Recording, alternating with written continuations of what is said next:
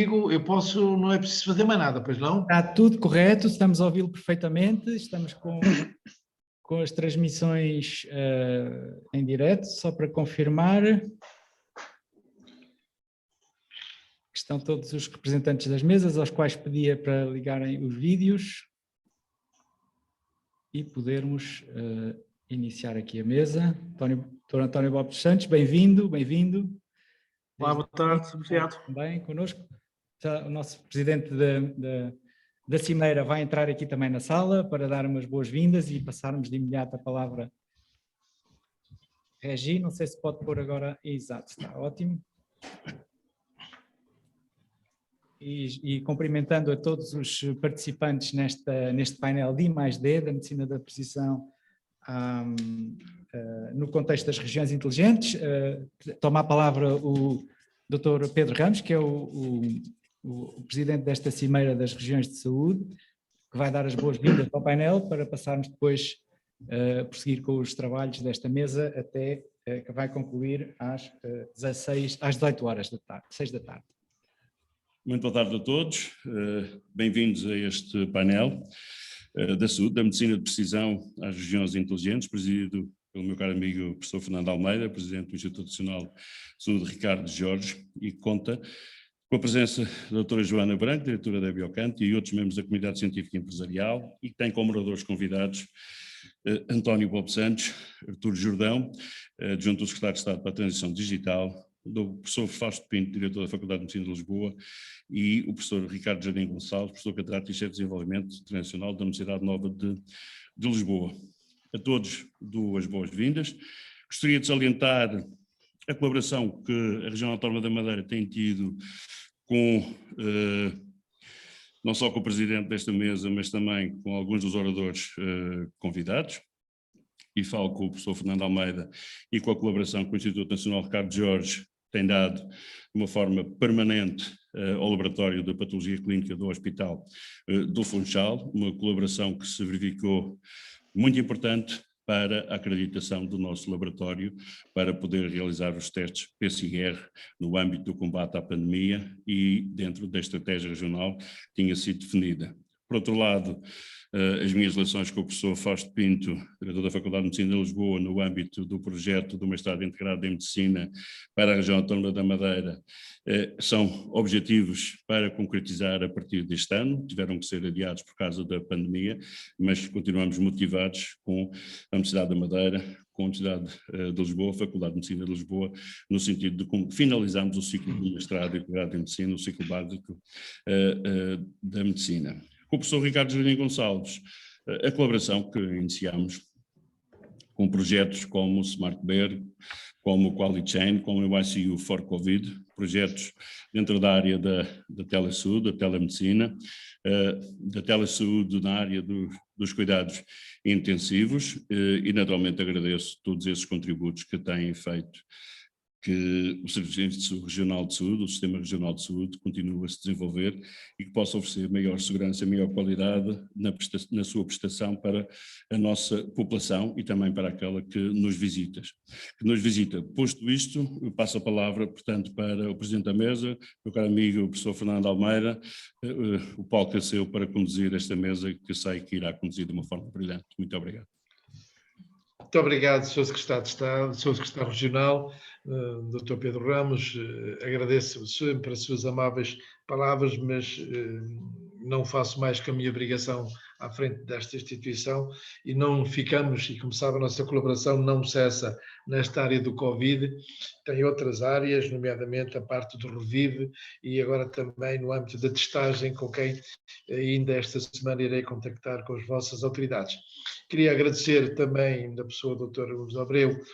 o amável convite para participar nesta cimeira. Queria cumprimentar os meus colegas de painel, também a senhora professora Joana Branco, a senhora diretora da Biocante, já agora um cumprimento especial para a região de Coimbra, tendo eu origem estudado na Universidade de Coimbra, fico sempre contente quando, apesar do Conselho ser de Cantanhede, ver alguém sempre da região de Coimbra aqui presente, e os meus cumprimentos especiais. A todos os convidados, oradores convidados, professor António Bob Santos, doutor Artur Jordão, professor Fausto Pinto, a quem cumprimento especial pela colaboração que também temos vindo a manter, o professor Ricardo Jardim Gonçalves. Vamos não perder muito tempo. O nosso tema tem tanto de aliciante quanto de complexo, uma vez que nem sempre nós entendemos muito bem aquilo que é denominado vulgarmente como medicina de personalidade e a diferença entre medicina de personalidade e medicina de precisão, e depois um outro contexto totalmente inovador, que são regiões inteligentes, que cada vez mais são um fator de desenvolvimento social e económico em todas as regiões, sobretudo as mais periféricas, e todas as regiões, cidades, porções de território que não consigam este desenvolvimento tecnológico que tem caracterizado as últimas décadas, têm grandes dificuldades, sobretudo nas questões mais relevantes em relação ao acesso das populações, ao acesso das sociedades a fontes na área da economia, na área da investigação científica, na área do empreendedorismo e, obviamente, na área da comunicação e da saúde. E penso que estes dois conceitos entre medicina de precisão e medicina personalizada, sendo certo que volta a existir, a medicina de precisão é muito mais precisa, e são conceitos mais diretamente ligados a formas alternativas de focarmos a nossa direção em termos de tratamento muito mais específico e muito mais eficaz, e depois a capacidade destas regiões, destas cidades e destas porções de território naquilo a que todos nós chamaremos da investigação técnica e científica e da colaboração. Acho que temos aqui um bom motivo para seguir com muita atenção esta área, que também é muito, já agora, também é muito interessante para a nossa instituição, Instituto Ricardo Jorge, e, portanto, penso que na altura nada mais me resta senão desejar-vos, como todos, uma boa apresentação, e eu começaria então, tanto quanto me foi dado a saber, pelo professor António Bob Santos, pedir-lhe que faça a sua intervenção, se não se importar. Faremos todos o cumprimento deste tempo, sendo que neste tempo e durante este tempo as questões destas novas novidades da virtualidade fazem-nos esquecer um bocadinho que o tempo aqui é muito mais rápido, e tenho certeza absoluta que todos os nossos colegas desta mesa irão cumprir o seu tempo. Muito obrigado, Sr. Professor António Bob Santos. Faça favor. Obrigado a todos. Antes de mais, boa tarde. Queria começar por agradecer os meus colegas de painel e também agradecer o convite para participar nesta interessante sessão. Eu vou começar por partilhar a minha apresentação. Ok, creio que já está.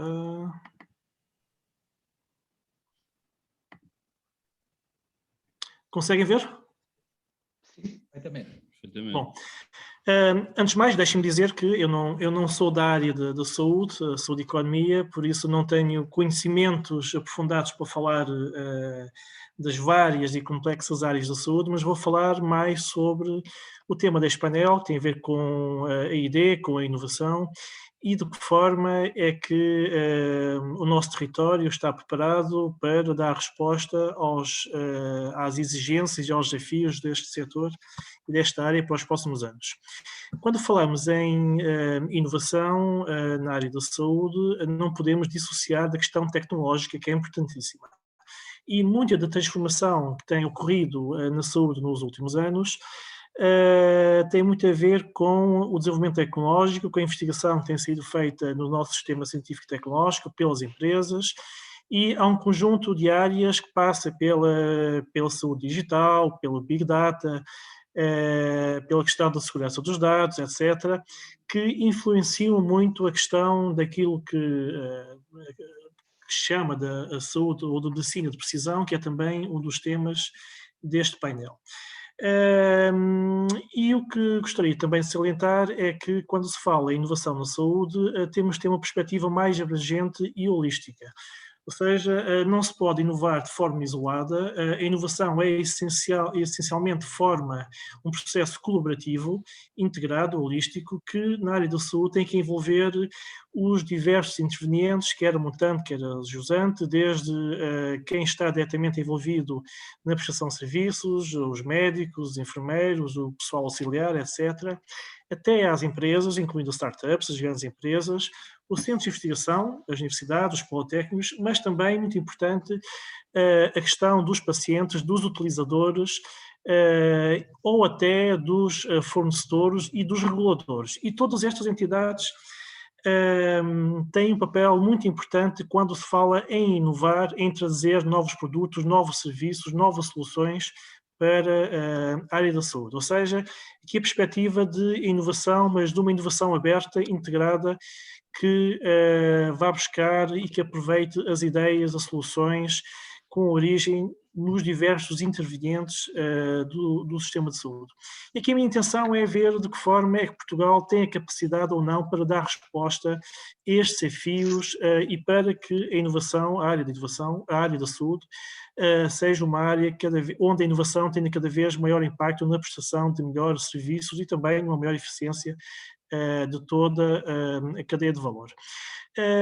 E olhando de uma forma muito macro, vemos que Portugal hoje é considerado, ao contrário do que acontecia há 10 ou há 15 anos, Portugal hoje é um dos países mais inovadores na União Europeia. A União Europeia classifica Portugal como um país fortemente inovador. Nós estamos no mesmo grupo de países inovadores da Alemanha ou da França, por exemplo, e é um feito que deve-se muito ao esforço, quer das políticas públicas, mas também do setor privado, das empresas e todo o sistema científico e tecnológico que nos últimos anos teve um grande progresso em termos internacionais. E vemos aqui também quais são as áreas onde Portugal atualmente está acima da média europeia em termos de inovação, tem a ver com a qualidade das nossas instituições e infraestruturas científicas, tem a ver também com o ambiente que se criou para o empreendedorismo, para o aparecimento de novas startups, mas também com alguns mecanismos regulatórios que têm permitido acelerar os processos de inovação e também a criação de novos negócios. E se olharmos para o nosso Sistema Nacional de Inovação, vemos que Portugal tem todas as componentes de um sistema de inovação aberto e moderno. Temos infraestruturas tecnológicas, temos entidades de transferência de tecnologia, temos entidades de financiamento, temos empresas. Claro que há áreas do nosso sistema de inovação que são mais fortes do que outras. Todos sabemos que no nosso tecido empresarial existem, por um lado, empresas inovadoras, startups que nos últimos 10 anos têm aparecido orientadas para os mercados globais, intensivas e conhecimento, mas depois temos outra parte de empresas que ainda não têm este patamar de exigência e para o qual é necessário também mobilizar esforços no sentido de uma maior capacidade tecnológica. O papel das políticas públicas e de uma entidade como a Agência Nacional de Inovação é essencialmente atuar onde há falhas no mercado, onde há falhas sistémicas, onde as coisas não estão a funcionar bem e, no nosso caso, no caso da Agência de Inovação, o nosso papel é fomentar a colaboração entre as entidades produtoras de conhecimento avançado, basicamente as universidades, os centros de investigação, os politécnicos e o mercado e as empresas. É promover as dinâmicas colaborativas entre estes dois mundos que muitas vezes têm dificuldades em comunicar e em colaborar. E para tal há um conjunto de instrumentos ao dispor das empresas, das infraestruturas tecnológicas, de forma transversal, incluindo na área da saúde e cada vez mais, tem a ver com instrumentos financeiros, nomeadamente através do Portugal 2020 e agora do Portugal 2030 e também do PRR, também já vamos falar mais à frente. Tem a ver com mecanismos de incentivos fiscais, tem a ver também com o apoio à capacitação de infraestruturas tecnológicas, nomeadamente na área da saúde, e também com aproveitar a inserção das nossas entidades nas redes internacionais de conhecimento, nomeadamente aproveitando os benefícios quer do Horizonte 2020, que está a acabar agora, quer do Horizonte Europa, que é o principal quadro financeiro para a União Europeia dos próximos anos, para a ID e para a inovação. De forma muito breve, Em termos do Portugal 2020, o que nós temos apoiado são projetos colaborativos envolvendo empresas e entidades do sistema científico, desde projetos mais pequenos de demonstração até grandes projetos mobilizadores, onde a saúde tem tido um apoio muito significativo nos últimos anos. Ao nível dos incentivos fiscais, apenas para dizer que no Portugal 2030, apesar de ainda não se conhecer a estrutura, não deverá ser muito diferente e deverá haver uma margem de progressão face aos instrumentos do Portugal 2020. Em termos de incentivos fiscais, de relembrar um sistema muito eficiente que nós temos, que é o CIFID, onde o Estado compartilha parte do risco das empresas no investimento em ID e no limite cerca de 80% do investimento que as empresas colocam em ID é depois ressarcido pelo Estado através de créditos fiscais. E aqui no CIFID, deixem-me relembrar que os maiores utilizadores deste mecanismo são empresas farmacêuticas e também outras empresas na área da saúde. A saúde é aqui um dos principais utilizadores, até porque é claramente um utilizador intensivo de atividades de investigação e de desenvolvimento. Depois temos também um programa muito interessante e tem tido um grande impacto ao nível da capacitação das infraestruturas tecnológicas, nomeadamente através da criação e da consolidação de centros de interface. Hoje temos entidades que fazem a ligação entre empresas e o sistema científico, entidades que já existem há algum tempo, como a IBET, e outras entidades mais recentes, como o INL, em Braga, tem pouco mais de 12 anos, ou a IBILI, da Universidade de Coimbra, que tem também feito um papel importante na área da investigação em saúde. E depois, novas infraestruturas tecnológicas que apareceram nos últimos 3 anos, são chamados laboratórios colaborativos, onde cerca de 1/4 deles tem uma atuação direcionada para a área da saúde, desde a área mais fundamental, investigação fundamental, até a investigação mais aplicada. E isto é importante porque são entidades com agendas de investigação a médio e longo prazo, no sentido de resolver alguns problemas destas áreas. E depois, um instrumento mais antigo, que é a política de clusters, onde o Health Cluster, onde muitas entidades participam aqui no evento destes 2 dias, são também associados do Health Cluster. Apenas referir um aspecto muito importante que tem a ver com oportunidade, diria, única de financiamento na próxima década para a inovação e para a ID, incluindo para a área da saúde. Nos próximos 10 anos vamos ter disponíveis cerca de 7 mil milhões de euros todos os anos para investir em Portugal. Grande parte deste investimento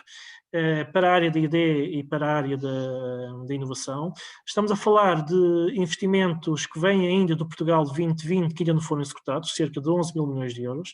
Estamos a falar também do PRR, cerca de 30 mil milhões de euros, incluindo subvenções e empréstimos. Estamos a falar também do Portugal 2030,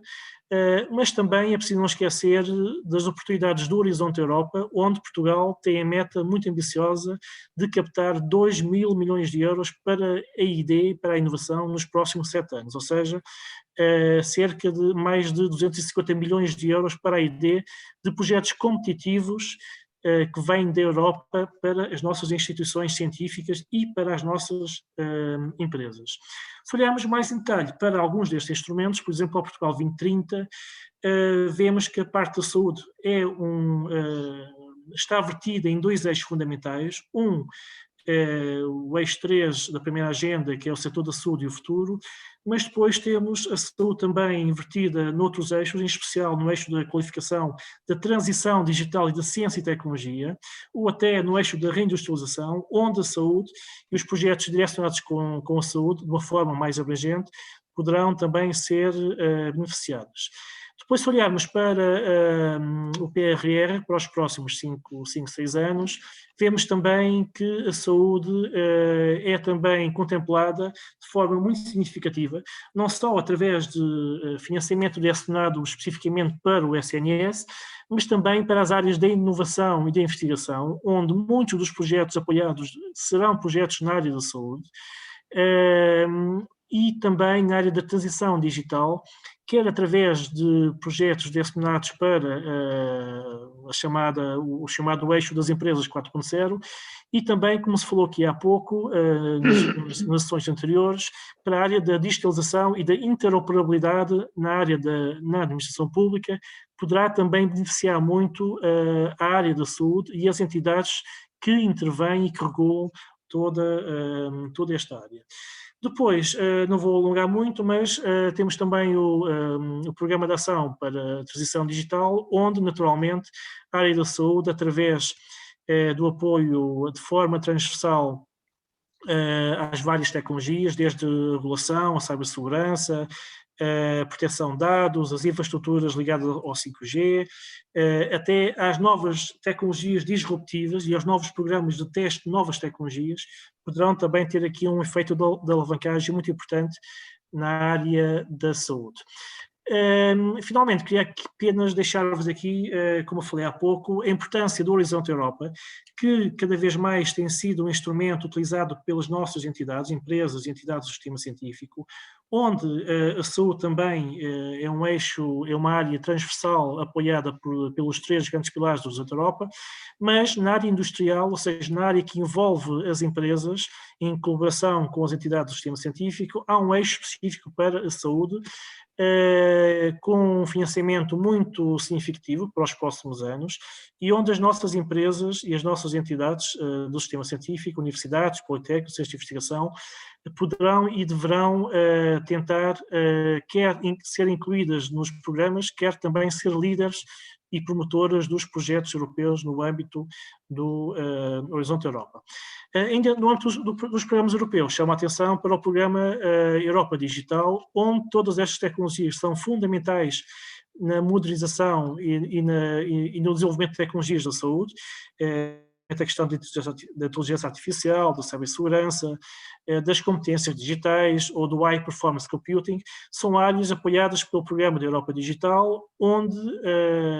as nossas entidades também, cada vez mais, pelo menos no Horizonte 2020, aproveitaram de forma muito significativa estes fundos, e esperamos também que no Horizonte Europa haja ainda uma ambição maior da parte das nossas entidades em participar nestes consórcios europeus. Finalmente, também para não me alongar muito, apenas referir que todos estes programas que eu falei e que eu acabei de falar, programas de financiamento, programas de apoio, quer europeus, quer nacionais, exigem um grande esforço em termos de complementaridade, quer de políticas regionais, nacionais, quer europeias. Isto é importante para a área da saúde, porque sabemos que a área da saúde, quando olhamos para a saúde, temos que olhar também para as áreas todas que estão montando e estão alojando, e é natural e é fundamental que haja mecanismos de coordenação de forma a que se possa tirar o melhor partido destas oportunidades todas, mas também que se possam desenvolver serviços, produtos e tecnologias, quer customizáveis, quer também orientadas para a personalização e a precisão dos serviços de saúde. Depois, um desafio também que não tem diretamente a ver com a saúde, mas tem a ver com os stakeholders que apoiam todos os processos de inovação, ao nível dos investimentos, quer públicos, quer privados. Há a necessidade de orientar parte dos investimentos disponíveis para os problemas societais. A Europa, através do Horizonte Europa, está também articulada e tem direcionado parte dos fundos do Horizonte Europa para os desafios societais, quer na área da saúde, quer na área da transição digital ou da transição climática, por exemplo, e também a necessidade de continuar a capacitar as nossas infraestruturas europeias, mas neste caso nossas infraestruturas nacionais, quer na área da saúde, quer outras áreas importantes para a área da saúde, no sentido de termos centros de investigação, centros tecnológicos, empresas, startups e também entidades públicas com as competências necessárias para promover a inovação e a investigação e desenvolvimento na área da saúde. Não vou alongar mais, fico por aqui, resta-me agradecer e depois no final estou aberto a questões. Muito obrigado, professor António Paulo Santos, pela sua eu diria otimista a apresentação e de facto é um menu muito rico e que depois no fim comentarei, mas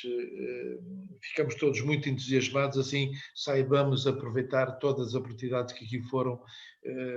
apresentadas pelo professor António Bob Santos, a quem mais uma vez agradeço em nome da organização e da presença da Agência Nacional de Inovação. Eu passaria agora,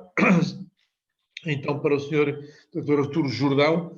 adjunto do Secretário de Estado para a Transição Digital. Seja bem-vindo e, Sr. Doutor, o palco é seu.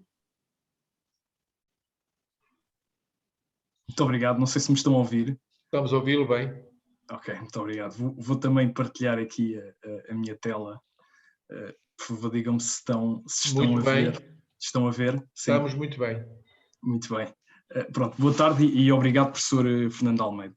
Boa tarde aos restantes membros do painel e a todos os participantes. Em primeiro lugar, quero agradecer o convite que o Hospital do Futuro fez à Secretaria de Estado da Transição Digital e a oportunidade de fazer parte deste evento. E queria também congratular todos os outros associados por esta iniciativa, nomeadamente à Região Autónoma da Madeira, mais concretamente à Secretaria Regional da Saúde e Proteção Civil. Bom, hoje o convite traz-me aqui para apresentar sumariamente as zonas livres tecnológicas enquanto ferramenta de todo este ecossistema inovador e que seguramente, esperemos nós, que servirá também como ferramenta concreta para a indústria e o setor da saúde. Portanto, enquadrado no plano de ação para a transição digital, que fico satisfeito que o professor António Bob Santos já o tenha mencionado na sua apresentação, estas zonas livres tecnológicas foram aprovadas neste caso o plano de ação foi aprovado pelo Governo, como sabem, no ano passado, em abril, e este plano veio identificar exatamente a criação destas ZLTs como medida fundamental para a transição digital do país, determinando aqui a necessidade de ser definida a respectiva estratégia e criado o respectivo regime regulatório que permite ter espaços para a demonstração e testes de novas tecnologias.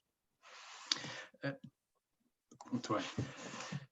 Olhando para este framework, que conduzirá a sequência desta apresentação, começamos pela definição, conceito do que consideramos ser uma zona livre tecnológica. As ZLT serão uns espaços de ambiente físico geograficamente localizados em ambiente real ou quase real, destinado à realização de testes e experimentação de tecnologias, produtos, serviços e processos inovadores de base tecnológica. Relativamente às tecnologias, e de forma sucinta, posso dizer que estudamos quais as principais tendências e características das abordagens políticas e legislativas às novas tecnologias, pois também foram estas que trouxeram à discussão a necessidade de criação de regimes promotores de testes e experimentação. Foi sobretudo com a blockchain no mercado financeiro e o surgimento das fintech que se começou a discutir de uma forma mais alargada a implementação de instrumentos flexibilizadores, de testes e pilotos, que de certa maneira pudessem dar conforto regulatório à aplicação destas tecnologias no mercado e adicionalmente também compreender em que medida é que as leis poderiam ou deveriam ser revistas para acomodar as novas tecnologias. Aqui posso elencar de uma forma não exaustiva a inteligência artificial, a robótica, e que pela evolução das mesmas e crescente utilização transversal em toda a sociedade, não é? Como já referi, o blockchain e os Distributed Ledger Technologies, que também têm tido uma crescente utilização em diversos setores, e a bio e a nanotecnologia pelo seu crescente potencial e impacto, nomeadamente aqui no setor da saúde. Posso também ainda referir o 5G, como também já foi mencionado pelo professor António Bob Santos, o Quantum Computing, entre outros. Relativamente ao processo que foi e que está a ser ainda esta criação das zonas livres tecnológicas, como já vos tinha referido, foi feito um estudo prévio e extensivo do assunto, que passou por uma análise comparativa da legislação internacional, para que de uma forma sólida percebermos qual a melhor solução que encaixe os interesses estratégicos do país. E que no dia 21 de abril do ano passado, em resolução do Conselho de Ministros, este estabeleceu os princípios gerais para a criação e regulamentação das zonas livres tecnológicas. Posteriormente, foi realizada uma auscultação a mais de 50 entidades relevantes para este tema, incluindo um grande número de reguladores, onde nestes momentos apresentámos a nossa proposta e abordagem, que de seguida vou apresentar, e o modelo de governança e respectivo decreto-lei enquadrador, que nos chegou até ao dia de hoje, onde o diploma de enquadramento das ZLTs, eu quando tinha preparado, só fazendo aqui um parênteses, quando tinha preparado esta apresentação, tinha aqui a nota que estava sob aprovação numa reunião de secretários de Estado, mas posso dar aqui em primeira mão que foi aprovada hoje, em reunião de secretários de Estado, este mesmo diploma. Pronto, e posteriormente a este momento, o que se irá seguir será uma aprovação e a derivação em vários diplomas específicos para os vários setores. Quanto a vantagens e benefícios, identificamos aqui uma série de aspectos que consideramos que irão contribuir para a competitividade da economia e desenvolvimento da área de inovação do país. Nomeadamente, as ZLTs irão ajudar no posicionamento do país como líder em investigação e desenvolvimento, servirá igualmente para captar investimento estrangeiro, atrair projetos internacionais, promover recursos nacionais, desenvolver o ecossistema empreendedor, também como já foi referido aqui pelo professor António Lopes Santos, que é muito importante, e que acreditamos que este ecossistema empreendedor cada vez terá mais peso na nossa economia. Estamos a crer que vai incentivar aqui muito o espírito colaborativo e de cooperação e contribuirá seguramente para a criação e desenvolvimento de conhecimento no nosso país. Antes de prosseguir com os aspectos de abordagem conceptual, importa dar mais um dado importante, que é a combinação que existe entre as zonas livres tecnológicas e os Digital Innovation Hubs. Estes polos de inovação surgem de uma medida do Digital Europe Program da União Europeia e que pretende desenvolver polos que essencialmente disseminem pelas pequenas e médias empresas 3 tecnologias que já fazem e cada vez mais farão parte do dia-a-dia das empresas, e estamos a falar de inteligência artificial, de cibersegurança e de supercomputação. A intenção foi montar uma rede que cubra esta disseminação numa lógica setorial, onde consideramos fundamental ter esta vertente transversal por diversas indústrias, obviamente tendo em conta e destacando aqui o setor da saúde, naturalmente. Portanto, estes polos irão utilizar a solução regulamentar ZLT enquanto ferramenta dinamizadora de inovação para os diversos setores de atividade. Entretanto, na abordagem conceptual, esta estará assente num encadeamento lógico que passa por 4 fases. Começando pelo setor indústria, achamos que a montante das iniciativas de se criar uma ZLT devem ser pensadas e assente numa determinada indústria. Quanto ao aspecto geográfico, elaborar aqui que este conceito de estar associado a espaços físicos geograficamente localizados, nos quais os promotores podem obter o apoio e o acompanhamento de testes dos seus produtos e serviços, e que estarão centrados na criação de um modelo geograficamente limitado que permitirá alavancar as características naturais, económicas, sociais, geográficas e de infraestruturas de cada região, a atratividade de Portugal como hub para novas tecnologias, como também já mencionei, e o reconhecimento do trabalho já desenvolvido por alguns dos polos. Quanto à forma, pretende-se que a ZLT esteja associada ao conceito de sandbox regulatória, no sentido de constituir um modelo estruturado para testes e experimentação, no qual a entidade reguladora acompanha os testes efetuados e apoia o promotor na realização de testes com a prestação de informação, orientações e recomendações aos promotores.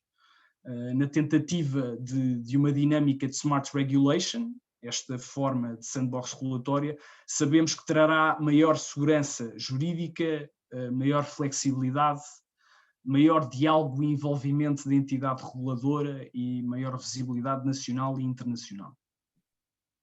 Por último, e de forma opcional, existem os instrumentos específicos, que são os programas para a inovação, onde as entidades gestoras, em colaboração com as entidades reguladoras, e depois de criada a Zona Livre Tecnológica, abrem um concurso para testes focado num determinado setor, em que é emitido um regulamento que define concretamente o âmbito e objetivo dos testes, os critérios de elegibilidade, de participação e a janela temporária para o efeito, tendo também as questões das delimitações do espaço geográfico. Em contraposição a esta modalidade está também a ZLT de caráter contínuo e aberta, que apesar de também ter aqui um regulamento próprio, não terá uma lógica tão fechada como os programas de inovação. E depois temos opcionalmente os instrumentos legais e regulamentares, que não são mais do que criação de cláusulas de experimentação ou isenção ou densificação e até uma interpretação menos restritiva das condições aplicáveis que consubstanciem alteração à lei ou regulamentos de forma a viabilizar a experimentação pretendida. Portanto, este será o último passo deste encadeamento do processo de estabelecer uma ZLT. Quanto à gestão das ZLTs, importa aqui explicar um bocadinho o modelo de governança da rede e que será encabeçado por uma autoridade de testes, aqui presente, que será a Agência Nacional de Inovação, que será responsável pela gestão da rede e terá aqui uma visão global de tudo o que será feito em matérias de zonas livres tecnológicas. Também terá questões de aprovação da criação de novas ZLTs e regulamentos, apoio na supervisão e fiscalização dos testes nos programas de inovação, a recepção de pedidos e de revisão legislativa ou regulamentar, passando para as entidades reguladoras. Estas aqui terão uma competência legislativa, regulamentar, supervisão das áreas e dos setores, obviamente específicos, emitirão pareceres à criação das ZLTs, apoiam a autoridade de testes nas suas funções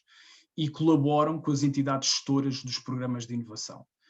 Aqui, mais concretamente na saúde, tivemos a oportunidade de não só consultar os nossos colegas do Ministério da Saúde, como também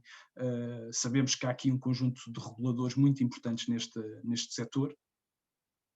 e que terão aqui um papel, sem dúvida, fundamental. Quanto às entidades gestoras, estas então serão as responsáveis pela gestão e operação, manutenção da respectiva Zona Livre Tecnológica. Serão estas que irão elaborar os regulamentos dos programas de inovação e avaliar, selecionar e autorizar os testes das respectivas zonas livres tecnológicas. Por último, aqui numa segunda camada do que é que será este ecossistema das zonas livres tecnológicas, temos depois os promotores e os participantes, em que os promotores tentámos que fosse uma definição muito ampla, de modo a permitir que qualquer pessoa, seja ela singular, coletiva, pública ou privada, independentemente da sua natureza jurídica, possa promover a realização destes testes.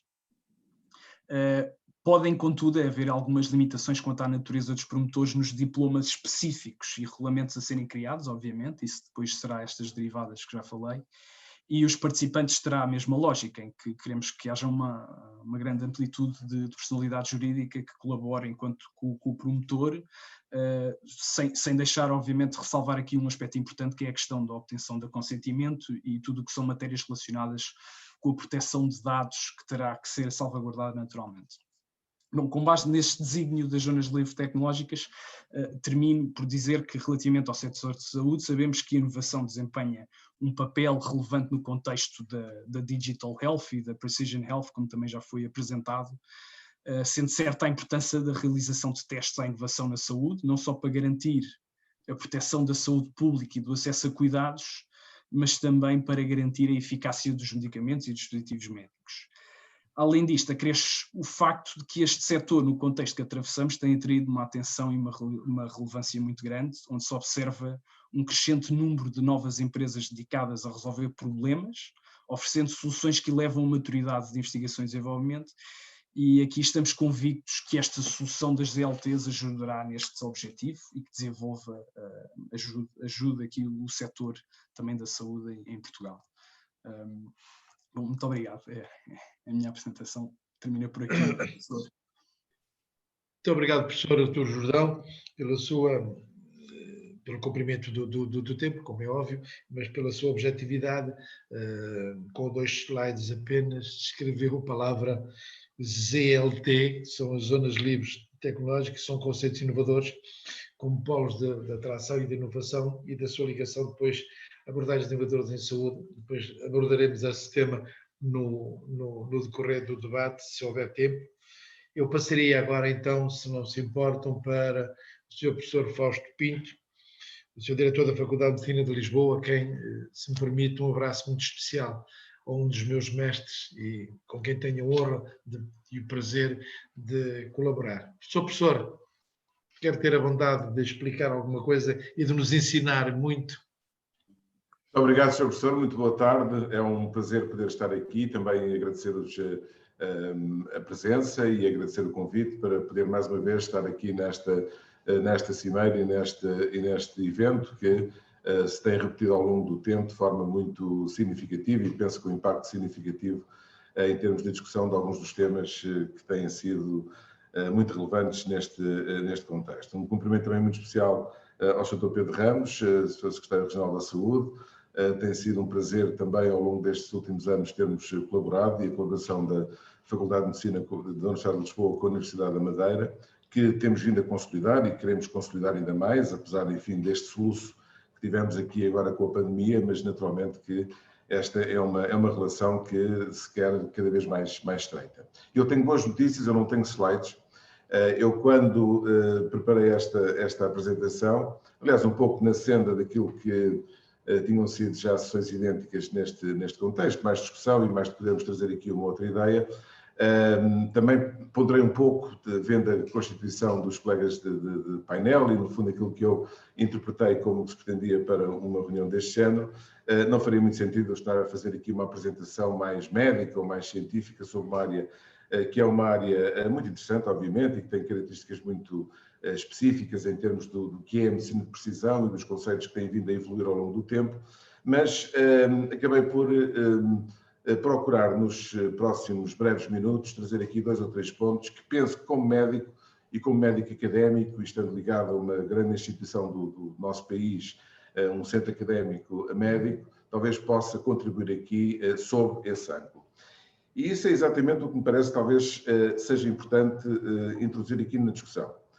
Nós vimos nas 2 apresentações anteriores 2 apresentações excelentes sobre aquilo que é, no fundo, a capacidade inovadora do país, a capacidade tecnológica, a capacidade até em termos científicos, em sentido mais lato do termo.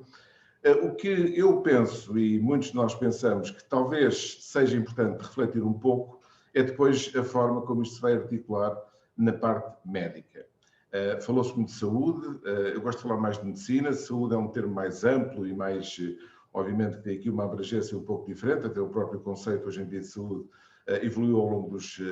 dos tempos, deixando de ser a ausência de doença para ser numa perspectiva positiva, aliás é a definição da Organização Mundial de Saúde, mas em termos de médicos muitas vezes falta um bocadinho, se calhar por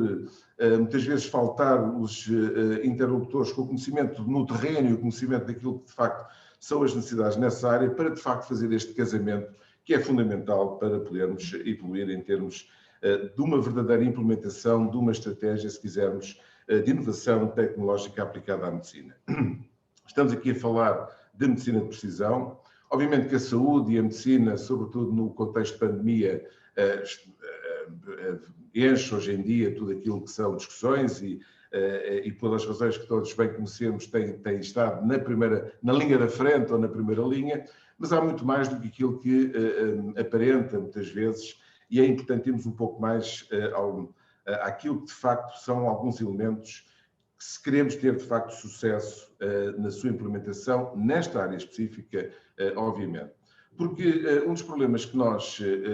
enfrentamos em Portugal, e não é só em Portugal, isto não é um problema específico português, é que a medicina tem estado, ao longo dos anos, uma parte muito significativa, muito acantonada, entre aspas, naquilo que é a prestação de cuidados. E foi, sobretudo nos últimos anos, e mais esfera anglo-saxónica, embora haja outros exemplos noutros locais, foi com o desenvolvimento dos chamados centros académicos clínicos, ou centros académicos médicos, como são designados, Medical Academic Centers ou Academic Medical Centers, que de facto foi desenvolvido o conceito de uma integração, ou se quisermos, de uma translação daquilo que é o conhecimento mais fundamental, aplicado depois à área médica, à área clínica, num campus, num espaço que permite, no fundo, o desenvolvimento dessa cultura. E isto, independentemente, obviamente, do desenvolvimento e da implementação de outras estruturas hospitalares médicas para, então, a implementação desses cuidados de saúde. E esta diferença é importante e faz a diferença. Ou seja, faz a diferença aquilo que é uma estrutura médica que tem como objetivo principal os cuidados de saúde e a prestação de cuidados, e é fundamental que esteja bem organizada. Aliás, acho que é um bom exemplo o que se tem passado ao longo deste último ano, do que é uma estrutura académica médica que, para além dessa responsabilidade de implementação e prestação desses cuidados de saúde, tem também duas outras funções, daquilo que é o tripé que nós consideramos na medicina académica, que é a formação, quer a pré, quer a pós-graduada, e a investigação. Isto só é possível fazer quando está integrado dentro de um mesmo ambiente, dentro, se quisermos, de um mesmo campus, dentro de uma mesma estrutura. E é isso, no fundo, que define o que é um centro académico médico. Em Portugal, como sabem, nós temos esta experiência há algum tempo. Aliás, o primeiro centro académico médico foi fundado aqui na minha faculdade e no meu centro hospitalar, já em 2009, mas, de facto, faltou sempre a sua verdadeira implementação. Claro que todos fazemos, e sobretudo quem trabalha neste ambiente, fazemos ensino, fazemos investigação, fazemos prestação de cuidados. Eu, a minha equipa e outras equipas aqui nesta instituição, como noutra instituição no país, tentam fazer o seu melhor nesse sentido, mas falta, e neste momento foi criado, aliás, já durante esta governação, foi criado um centro, uma comissão para os centros académicos clínicos, que é coordenada pelo professor Sobrinho Simões, e onde estão incluídos todos os centros académicos, que são 8 neste momento em Portugal, precisamente para repensar toda esta lógica à volta dos centros académicos médicos e a forma como eles podem, no fundo, colaborar para o desenvolvimento médico no sentido mais lato do termo, e que vai muito ao encontro daquilo que está aqui a ser falado. Porque é muito interessante ver, de facto, aquilo que tem sido a evolução tecnológica ao longo dos últimos anos e a forma como isso tem, ao mesmo tempo em que evolui o desenvolvimento tecnológico, o desenvolvimento do conhecimento médico integrado com esse conhecimento tecnológico, e é isso, no fundo, que tem sido responsável pelos grandes avanços que se vêem e que se falam todos os dias em termos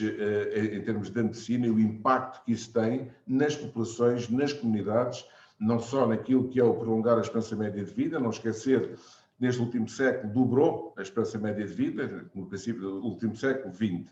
No início do século XX, a esperança média de vida andaria na volta dos 40 a 50 anos, variando de região para região, e hoje está acima dos 80, em alguns casos vai quase aos 85 anos. E, de facto, isto deu-se a este avanço extraordinário, concomitante do avanço científico, tecnológico, aplicado depois à medicina. E é, de facto, aqui que nós temos esse desafio, é um desafio global, obviamente, mas falando agora de Portugal, temos esse desafio e que temos aqui uma certa decalagem entre aquilo que é o desenvolvimento científico, o desenvolvimento tecnológico e depois a capacidade de poder implementar do ponto de vista médico. E isto resolve-se de uma maneira, me parece, relativamente simples, enfim, dentro da sua complexidade, que é de facto o reforço daquilo que já existe como estrutura, embora lhe falte um conjunto de elementos para poder ser funcional e poder, de facto, funcionar como tal, que são os centros académicos médicos, ou se quisermos até podíamos chamar outro nome, os centros de inovação médica, em que pudesse haver, digamos, essa cultura complementar dos vários saberes, das várias áreas, mas que permitissem depois a sua translação e a sua implementação médica sem silos. E esse tem sido um dos problemas que temos tido em Portugal, mais uma vez digo, não é só em Portugal, mas em Portugal obviamente estamos a vivê-lo mais diretamente, que é muitas vezes o funcionar em silos, e isto já foi referido por alguns dos preletores anteriores, e que isso não funciona se queremos de facto ser bem-sucedidos. Agora, para isto tem que haver também, se quisermos, a capacidade de poder implementar algumas medidas e dar aqui algum reforço e algum respaldo a esta área, porque senão vai ser uma frustração. Senão vamos ter as ZLTs fantásticas, vamos ter desenvolvimento tecnológico absolutamente fantástico, mas depois vai-nos faltar a extra mile para poder implementar isso em termos médicos. E quem está na medicina, quem está nos hospitais, eu dirijo um grande departamento neste hospital, conheço o mundo fora, mas conheço muito bem o meu país, os meus hospitais, sabe exatamente o que é que isto significa. E é aí o investimento que tem que ser feito. Para além do investimento que tem sido feito para uma maior, se quisermos, uma maior fortaleza científica no desenvolvimento médico, e que tem sido de facto extraordinário ao longo destes últimos anos, falta-nos de facto esta extra mile para que possa haver esta integração do que é o desenvolvimento tecnológico, o desenvolvimento científico nas várias vertentes e a sua aplicação depois à parte médica. E estamos a falar em termos globais, estamos a falar não a ver, porque há sempre o exemplo que funciona, e eu estou perfeitamente à vontade a falar sobre isto, somos um caso de sucesso, mas não me interessa que haja 1 ou 2 casos de sucesso no país, ou que haja 1 ou 2 personalidades que de facto são extraordinárias, isso é muito bom, obviamente, e devemos apoiar isso, mas como país e tendo uma visão mais abrangente, e é isso que devemos ter, quem tem responsabilidade nesse sentido, temos de ter a capacidade de poder identificar, porque é importante ter quem saiba identificar onde estão os problemas e identificar as soluções para esses problemas. Temos identificado, e penso que temos evoluído bastante bem nesse sentido, nomeadamente na área tecnológica, na área de inovação, foi dito, somos neste momento considerados, e é muito bom, isso é fantástico, e este o uso também de sermos um país inovador, fantástico, mas atenção, se queremos na vertente médica ter também essa tradução em termos mais globais, às vezes digo, não um ou outro fugaz, então aí tem que haver um esforço, e tem que haver um esforço que vem de cima, que vem desde o topo à base, ou da base ao topo, top-down ou down-top, como quiserem, mas tem que haver, de facto, o reconhecimento por parte de quem tem responsabilidade que este é um passo que tem que ser dado. Eu espero que a criação e o desenvolvimento do trabalho no âmbito, nomeadamente da Comissão dos Centros Académicos Médicos, possa vir contribuir para encontrar algumas soluções para podermos, de facto, evoluir nesse sentido, mas essa será a única forma. Esta pode ser uma linguagem que é importante ter, e é importante este tipo de fóruns em que temos contextos diferentes, backgrounds diferentes, movemos em espaços diferentes para percebermos, de facto,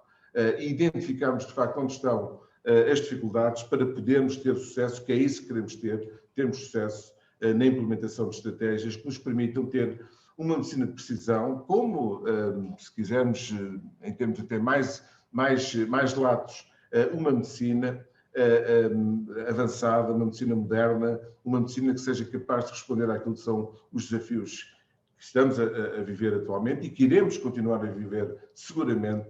em termos futuros. É essa a aposta que eu penso que tem que ser feita com mais veemência, com mais robustez. Temos agora aí o PRR, que se fala muito em saúde. Eu confesso que estou com um bocadinho de receio, mas porque não é só lançar dinheiro para as coisas, obviamente, tem que haver aqui uma estruturação e ter as pessoas certas para poderem, de facto, saber pensar estes problemas. Atenção, livre de preconceitos ideológicos ou outros, temos de ter aqui isto na vertente técnica, obviamente que há toda a parte política, com certeza, e da decisão, mas na vertente mais técnica tem que haver uma objetividade e termos os melhores a trabalhar para conseguirmos ter sucesso naquele que é o nosso objetivo, no fundo, que é termos um país moderno, um país desenvolvido, um país que saiba responder aos desafios que vêm para as próximas gerações. E era este, 100 slides, a minha curta intervenção, e depois estarei disponível para poder falar mais tarde. Muito obrigado. Muito obrigado, professor Fausto Pinto, que pôs aqui a tónica na atenção que nós devemos ter em relação a todos estes papéis inovadores e a sua interligação à saúde, nomeadamente a ligação com a medicina de precisão. a propósito da criação dos centros académicos médicos, como prefere dizer, ou centros de inovação médica, como também disse, e este será, de certo, um desafio. Há alguns casos, e deixe-me dizer que o professor Fausto Pinto, alguma modéstia nesse lado, mas tem sido um exemplo dessa integração. Não diga que não, que eu sei disso, eu sei disso. Muito obrigado. Depois vamos então discutir estes temas, se houver tempo, no debate que seguirá a seguir. Eu passaria agora a palavra para o Sr. Professor Ricardo Jardim Gonçalves, que é o responsável o chefe de desenvolvimento internacional da Universidade Nova de Lisboa, a quem cumprimento e agradeço a sua presença. Seja bem-vindo. E o palco é seu, Sr. Professor. Muito obrigado. Eu vou partilhar o meu ecrã, se me permitem. Entretanto, não tenho muitos slides, mas gostaria de acompanhar a apresentação com, efetivamente... Só gostava que me confirmassem se estão a ver já o meu ecrã. Estão? Sim, sim. Ok. Então, muito boa tarde. Estamos a ver. Vamos a ver, ok. Muito obrigado a todos, muito boa tarde. Eu gostaria por começar por agradecer o gentil convite que me fizeram, nomeadamente por parte do Governo Regional da Madeira, e cumprimento desde já o seu Secretário Regional da Saúde e da Proteção Civil, Dr. Pedro Ramos, no qual temos tido uma colaboração já bastante longa, exatamente tentando responder àquilo que o seu professor Fausto Pinto acabou de dizer, que é, no fundo, tentar materializar e fazer com que efetivamente aconteça a efetiva transferência de inovação, tecnologia e desenvolvimento, neste caso para a área da saúde. Também agradecer ao Dr. Paulo Mendes Abreu, do Fórum Hospital do Futuro, também pelo convite para estar a participar aqui neste painel, aos meus colegas do painel e a todos os que estão aqui a participar, incluindo outras individualidades governamentais que estão aqui presentes. Eu vou fazer uma intervenção, eu pensei um pouco como é que eu deveria orientar aqui a minha apresentação, querendo responder àquilo que eu acho que poderão ser as mensagens mais importantes, baseado na minha experiência, nomeadamente a trabalhar não como médico, mas da área da ciência e tecnologia, ou como engenheiro, que durante os últimos anos tem estado a trabalhar muito na área daquilo que se tem chamado a saúde digital, pouco para Portugal, mas muito para a Europa. Portanto, nós, através do Uninova, coordenamos neste momento uma rede de hubs ou de polos de inovação na área da saúde digital. Muito do nosso trabalho tem ficado fora e durante os últimos tempos, efetivamente, tem havido esta motivação de tentarmos contribuir para o nosso país com aquilo que tem sido o nosso trabalho. Um dos locais, efetivamente, onde nós temos dado o nosso contributo tem sido, efetivamente, na região autónoma da Madeira, e agora também, através de outras iniciativas, estamos a alargar, portanto, isto para todo o território nacional. E, portanto, será um pouco focado nessa experiência que eu gostaria, efetivamente, de fazer, portanto, a minha apresentação. Eu sou professor catedrático na Universidade Nova de Lisboa, na Faculdade de Ciência e Tecnologia, sou diretor no Uninova e estou a gerir o Polo de Inovação para a Saúde Digital, Telemedicina e Bem-Estar. Todo este trabalho que eu tenho estado a dirigir na área da saúde digital, telemedicina e bem-estar não é exatamente aquilo que se pensa numa primeira fase do que poderá ser a saúde digital ou a inovação na saúde digital. Nós, efetivamente, temos um enfoque que é um foco complementar àquilo que é o core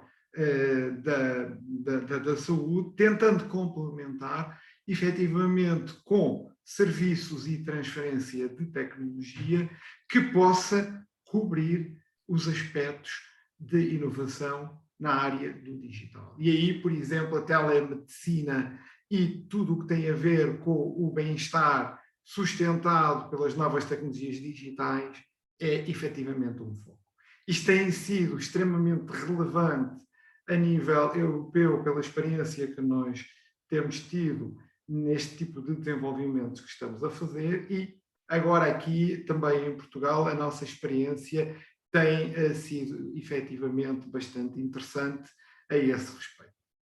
Nós estamos integrados, portanto, em Lisboa, em Almada, naquilo que é agora o ponto de partida para o Innovation District, penso que já devem ter ouvido falar, e que do ponto de vista de economia é também uma zona de grande expansão, em que efetivamente pretende ser uma referência a nível do país em termos de tudo o que serão os serviços para apoio à inovação e à economia nacional. Portanto, isto inclusive teve a intervenção do Sr. Ministro da Economia, como penso que sabe. Relativamente aqui às regiões inteligentes e a colaboração para a transformação digital regional, eu vou-me focar mais nos aspectos que têm a ver com o digital na inovação das regiões, uma vez que é esse efetivamente o grande contributo que nós pretendemos dar com o trabalho que tem sido desenvolvido. E basicamente, em termos de regiões inteligentes e a colaboração para a transformação digital regional, a estratégia e a grande motivação que temos é efetivamente ajudar a posicionar Portugal na linha da frente da inovação a nível europeu e internacional, através do desenvolvimento e a modernização, capacitando as várias regiões, não só as regiões autónomas, mas todo o país em geral, para a transformação digital. Mas aqui o nosso grande enfoque não é só o inovar e desenvolver, porque isto é interessante do ponto de vista de investigação, mas sim fazer uma aproximação bottom-up, em que o que se procura é efetivamente identificar problemas que são problemas pertinentes, problemas relevantes, e então aplicar todos esses desenvolvimentos, com os devidos desenvolvimentos dos respectivos serviços e os respectivos testes, de forma a que a economia possa absorver todos esses desenvolvimentos e, nomeadamente, as empresas que andam a poder capitalizar esses desenvolvimentos, nomeadamente as pequenas e médias empresas, possam, através dessas tecnologias, potenciar não só o seu negócio, mas também dar resposta sustentada às várias necessidades do país. Portanto, em termos da estratégia, nós estamos muito focados e somos uns grandes players em termos dos vários mecanismos que existem para ter apoio no desenvolvimento destas atividades. Portanto, o Horizonte 2020 foi instrumental para nós, portanto, o Uninova, portanto, como sabem, de acordo com os registros da ANI, foi a instituição em Portugal com maior financiamento no Horizonte 2020 e, portanto, isso permitiu que, efetivamente, nós conseguíssemos, junto da Europa, consolidar aquilo que é as nossas competências e as nossas capacidades para, efetivamente, ajudar em toda esta transformação digital. Temos uma grande expectativa e queremos continuar, efetivamente, no domínio do Horizonte Europa com o mesmo caminho. As nossas áreas abrangem, portanto, a competência abrangem todos estes domínios que são, neste momento, extremamente relevantes, como a inteligência artificial, a interoperabilidade, a cibersegurança e, efetivamente, uma área que para nós neste momento é chave, tem a ver com a telemedicina e a telesaúde, sustentada por todas as novas tecnologias digitais, tais como aquelas que eu acabei de referir. E neste contexto, e agora querendo materializar e dar como um exemplo, e vou usar o exemplo da Madeira, porque é aquele que, primeiro, é quem está efetivamente a organizar este evento, e depois nós estamos exatamente nesta semana a fazer a instalação piloto de um sistema de telemedicina, parte deste hub europeu que o Polo de Inovação Digital da Saúde está a desenvolver. Portanto, nós para a implementação utilizamos obviamente todos estes mecanismos, eu não me vou alargar, os colegas anteriores falaram já em vários deles, mas um de grande foco foi efetivamente também o Horizonte 2020 e em colaboração direta com o Governo Regional da Madeira, nomeadamente com a Secretaria Regional da Saúde e com o Dr. Pedro Ramos, ao qual volto a agradecer toda a disponibilidade, motivação e encorajamento que foi dado desde o início das nossas conversas. Isso permitiu nós termos 4 grandes projetos neste momento em execução. Um deles, que é o Smart for Health, é o maior projeto, portanto, H2020 na área da saúde, financiado em Portugal com coordenação portuguesa. Portanto, este projeto é coordenado pelo Uninova, portanto, sou coordenador deste projeto e que tem exatamente como objetivo abordar todos os aspectos relacionados com a plataforma europeia de registros de saúde eletrónicos, com interoperabilidade desses mesmos registros e ligação ao eHealth Network. Portanto, isto é um trabalho que está a ser desenvolvido a nível europeu de grande escala, é um projeto-chave da Comissão Europeia, que tem, obviamente, nós a liderarmos o processo e que estamos a trabalhar em ligação direta com a SPMS, por razões óbvias, para podermos depois integrar estes dados junto da plataforma europeia. Dentro deste trabalho do Hub e reportando à situação específica da Madeira, a Madeira como uma região por excelência de turismo, este projeto acaba por ser importante. Porquê? Porque um dos objetivos da demonstração que se está a fazer com este projeto tem a ver exatamente com a possibilidade de qualquer cidadão ou qualquer turista que esteja a visitar a região possa utilizar os seus registros de saúde em qualquer local. Se for um turista alemão que esteja na Alemanha e necessite de consultar os seus registros de saúde, poderá fazê-lo sem haver necessidade, por exemplo, de se repetir exames ou de ter que fazer outro tipo de pesquisa relativamente aos dados de saúde. Outro projeto que também está agora a ocorrer e que também é um projeto bastante grande e que estabelece um hub europeu de inovação na área de telemedicina nas unidades de cuidado intensivo é o projeto ICU for Covid. E este projeto ICU for Covid, que mais à frente eu vou dar mais alguns detalhes, tem exatamente como objetivo equipar as unidades de cuidado intensivo com sistemas de telemedicina que irão formar hubs que, por sua vez, serão integrados não só a nível local, regional, nacional e também a nível europeu. Portanto, este projeto foi um dos 23 projetos aprovados pela COL da Comissão Europeia para combate e prevenção ao Covid, também é coordenado pelo Uninova e que, com grande prazer nosso, também conta com a participação de bastantes entidades portuguesas. Portanto, inicialmente contou com a participação da região, portanto, da região autónoma da Madeira, tem a participação também do Hospital de Santa Maria e nós conseguimos também alavancar a participação do Governo Regional da Madeira num amendment ao contrato que foi feito, isto sempre na motivação que nós temos de potenciar cada vez mais a participação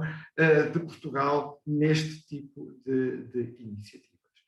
Temos o outro projeto, que é o projeto Smart Bear, que aqui tem mais a ver com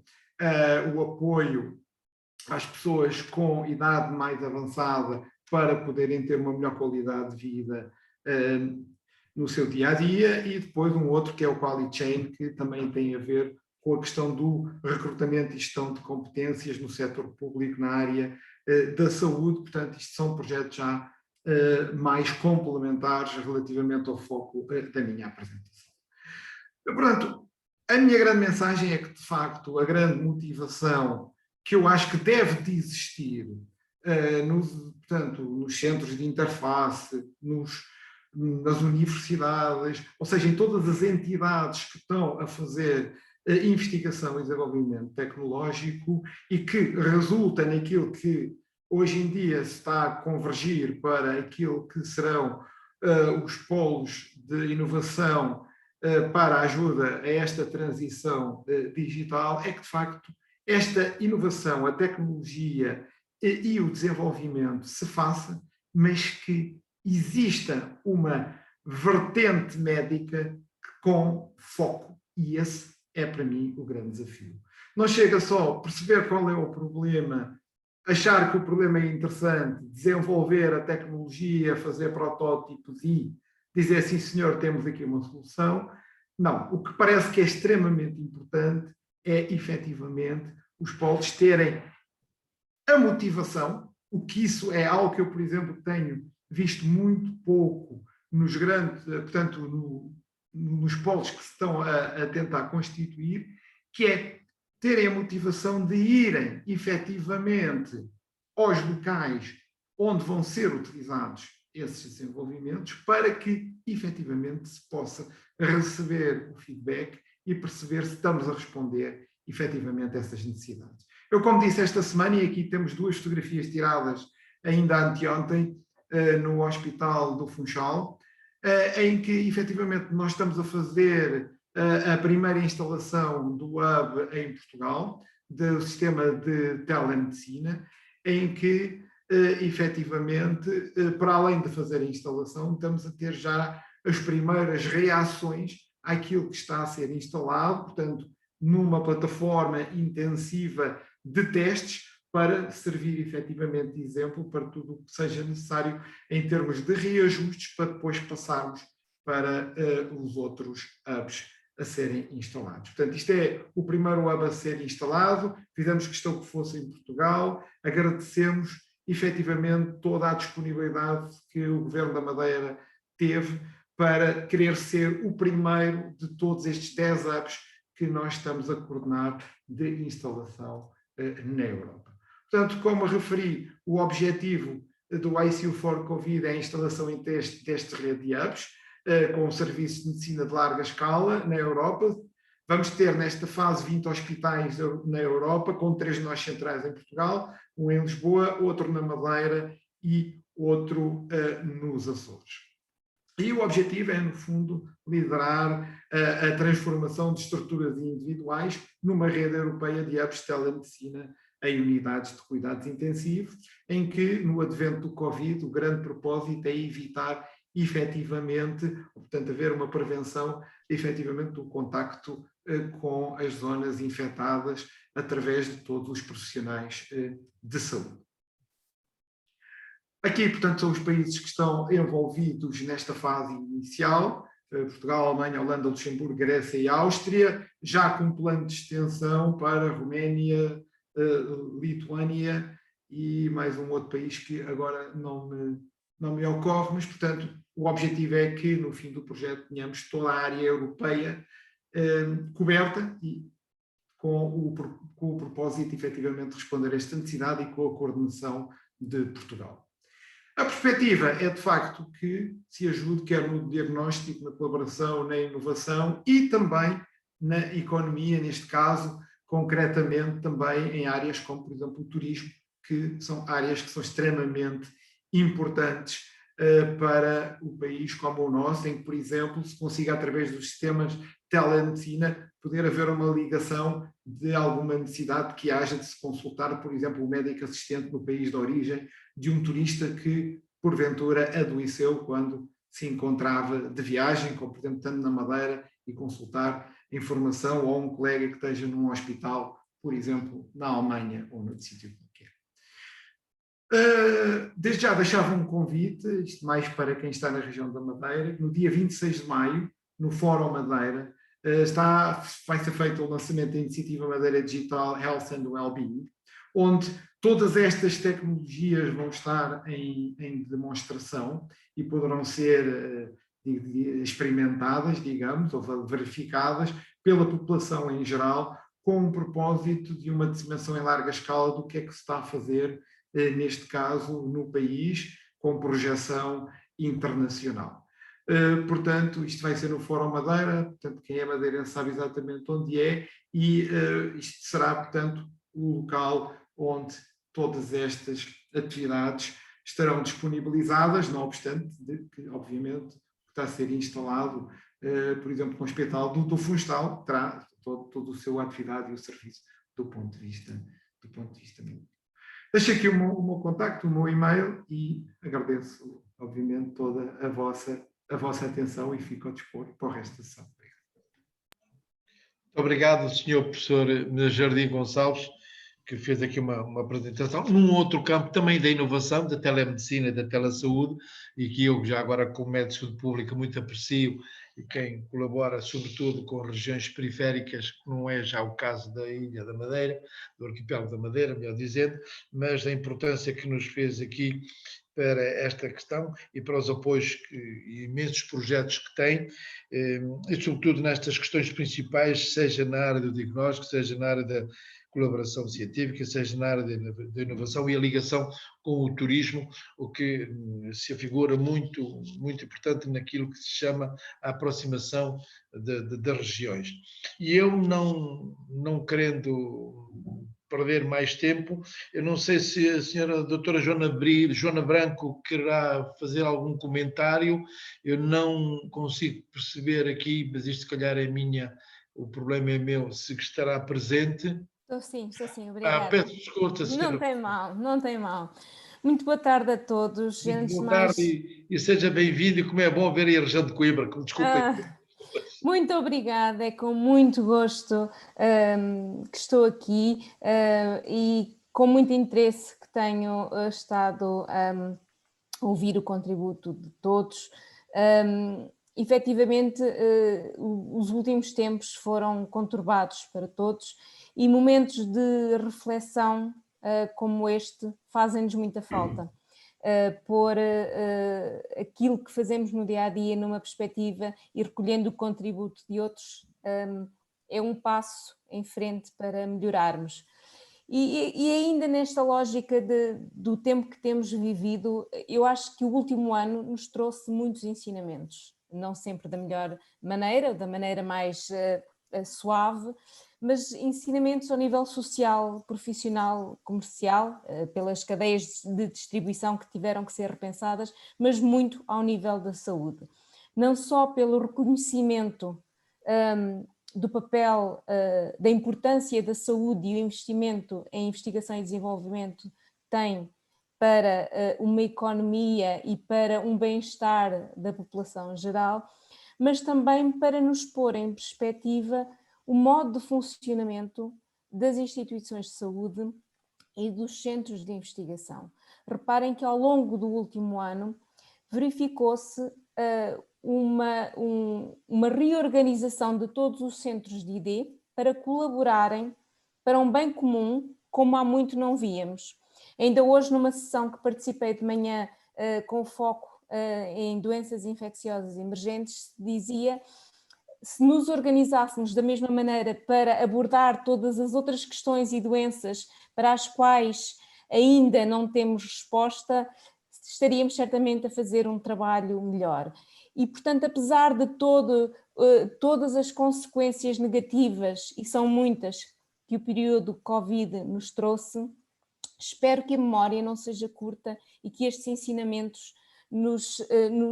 impactem no futuro. Portanto, fomos capazes de agregar esforços e dar respostas, mesmo a nível nacional.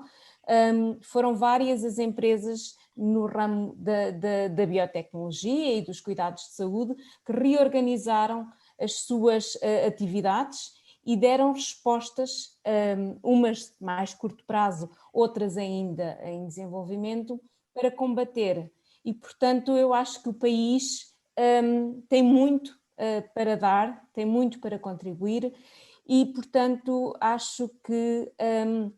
neste contexto, e falando aqui um pouco da temática das regiões,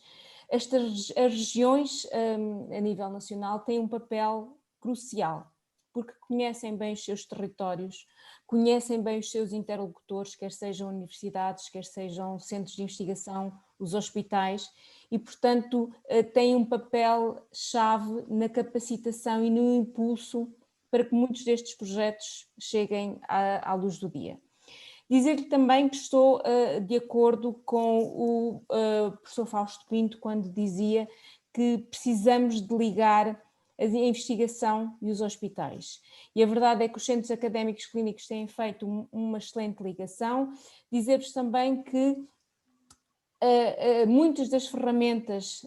que a ANI hoje aqui apresentou também já fazem esse papel, nomeadamente ao nível dos projetos demonstradores, e nisso falo de experiência porque temos empresas aqui no Biocante que têm usufruído desses apoios e que permite validar em ambiente real, com quem é o verdadeiro utilizador da tecnologia, perceber de que modo é que impacta, tal como esperado, num projeto de investigação. E, portanto, e acho que ao longo destas apresentações também fomos percebendo que temos pela frente um manancial de opções, quer seja através dos apoios já existentes. A ANI elencou bastantes apoios e é uma palavra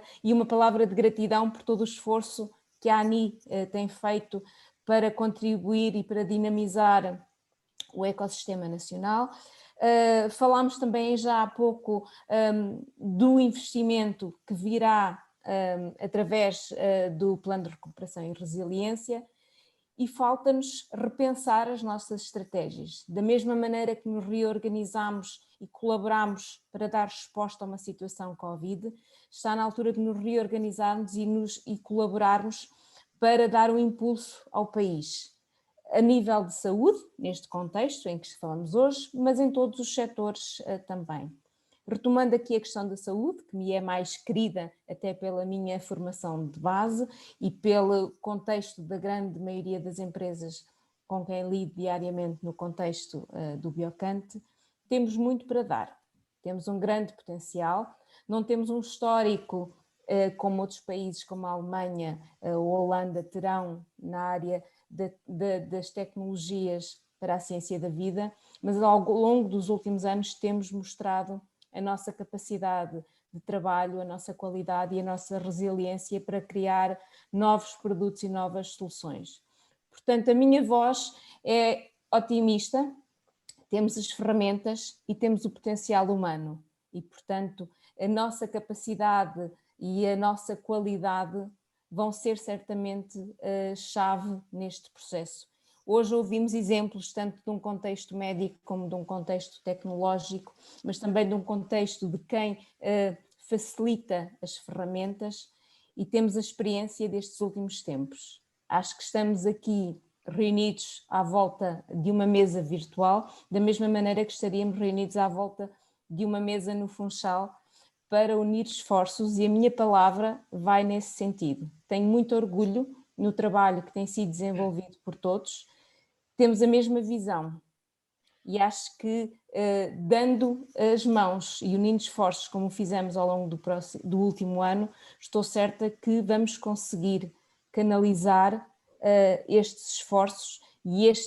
estas grandes oportunidades de investimento para conseguir construir e dar cada vez mais ferramentas e mais soluções à nossa população,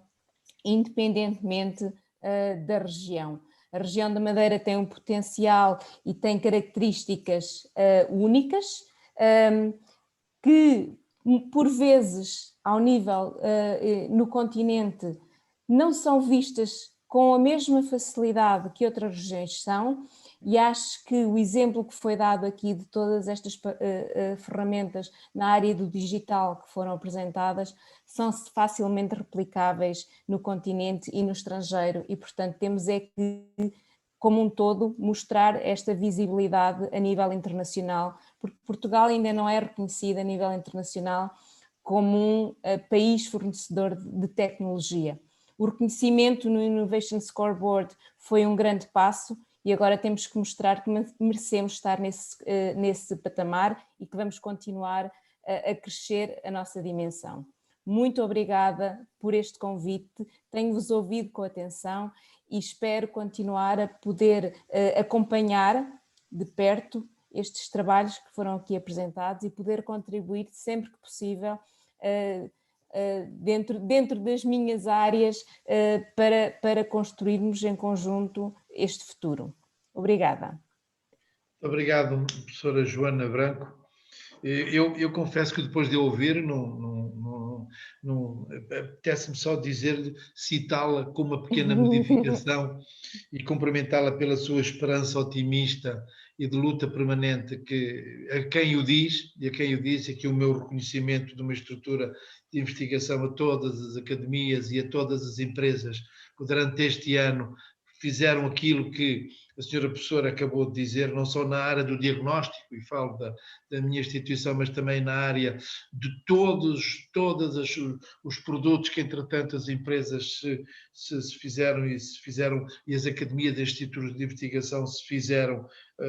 não aqui neste caso ao mar, mas perante a tempestade, e deram lições de verdadeira imaginação, inovação e qualificação. A senhora professora disse que temos pela frente um manancial de opções. Se me permite, eu vou dizer, temos pela frente um manancial de oportunidades, e agora sim vamos continuar com essas oportunidades, e vale a pena, como também disse muito bem, repensar as nossas estratégias. Eu não sei, de facto, se vai haver lugar a debate. Eu pediria ao senhor Dr. Paulo Nunes de Abreu, penso eu, se me pudesse dar algumas orientações, a ver se temos algum tempo. Não sei se alguém quer comentar mais alguma questão. Temos 5 minutos, doutor. Temos 5 minutos. 5 minutos? Eu não sei se algum dos preletores da mesa, o seu secretário regional, penso que está a fazer sinal para falar. Doutor Pedro Ramos, faça favor. Muito obrigado, professor Fernando Almeida. Naturalmente, eu gostaria de,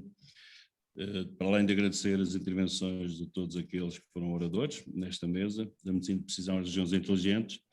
e utilizar as palavras da doutora Joana Branco, diretora da Biocanto, que de facto aglutinou tudo aquilo que é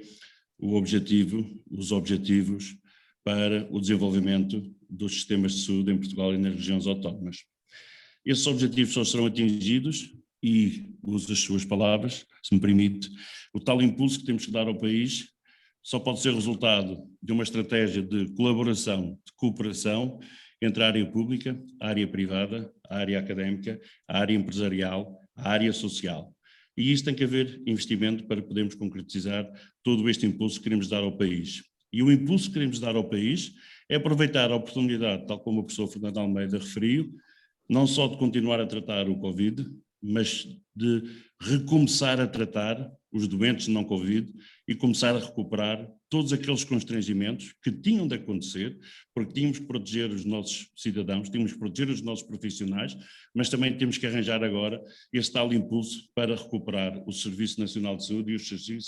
serviços regionais de saúde. Esta estratégia de aglutinação de todas estas áreas necessita do apoio da investigação, para tratarmos melhor, para cuidarmos melhor, e necessita de ser iniciada rapidamente. Felizmente que esta luta contra o Covid, os últimos números indicam que provavelmente e finalmente estamos a virar a página para o nosso lado, estamos a ganhar esta luta, mas ainda falta muito tempo, mas o tal impulso que a doutora Joana Branco referiu, é de facto, eu penso que o sentimento de todos aqueles que na área da decisão, como